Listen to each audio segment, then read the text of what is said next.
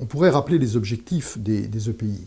Il s'agit de développer l'autonomie de l'élève, de favoriser la coopération entre les élèves, le travail de groupe, d'aller vers de nouvelles formes de travail, différentes du cours traditionnel, qui mettent l'élève en activité, qui le motivent, qui le responsabilisent et qui donnent du sens à l'apprentissage. Il s'agit aussi d'amener l'élève à réinvestir dans la réalisation d'une production des connaissances et des compétences en dépassant le cadre des exercices habituels. On favorise la mise en pratique, je dirais même la mise à l'épreuve de ses acquis. Et en même temps, l'élève peut acquérir et doit acquérir de nouvelles compétences. Troisième point, mettre les différents apprentissages en cohérence, éviter le cloisonnement disciplinaire, favoriser les transferts d'une discipline à l'autre, et là encore donner du sens à ce que l'élève apprend. Pourquoi faut-il apprendre cela et pourquoi faire? Enfin, les EPI sont un espace privilégié pour l'acquisition de certaines compétences transversales, celles du socle, ou aussi la mise en œuvre des différents parcours citoyens, parcours d'éducation artistique et culturelle. Le professeur d'allemand ne peut pas se tenir à l'écart de cette dynamique. Il ne peut pas rester avec ses élèves, à faire de l'allemand une discipline à part. Il y aurait là un risque de marginalisation pour la discipline, pour lui-même et pour les élèves. Au niveau de la classe de 5e, sa participation sera évidemment modeste, mais elle deviendra plus importante en 4e et encore plus en 3e.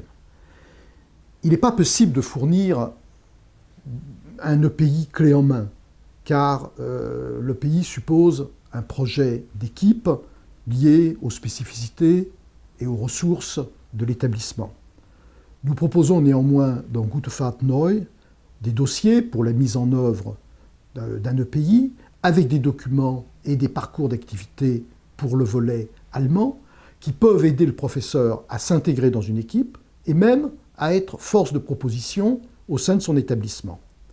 Le professeur peut utiliser ces dossiers dans le cadre institutionnel d'un EPI, mais il peut aussi les utiliser de façon plus modeste, plus limitée, en travaillant en partenariat avec un collègue d'une autre discipline.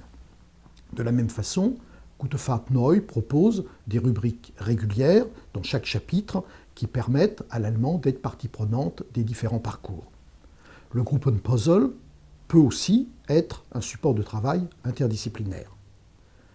L'EPI doit déboucher sur une production, mais il doit être évalué dans son ensemble, et pas uniquement au moment de l'épreuve orale du brevet en classe de 3e.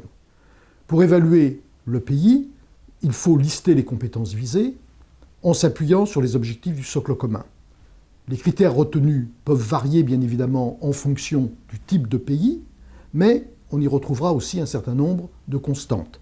L'implication de l'élève dans le travail de groupe, son aptitude à organiser son travail, à mener des recherches, la pertinence du travail réalisé, mais plus encore la démarche qui a permis d'aboutir à ce travail, les compétences disciplinaires dont l'élève a fait preuve, et enfin la qualité de la présentation orale ou écrite qu'il peut faire du travail qu'il a mené.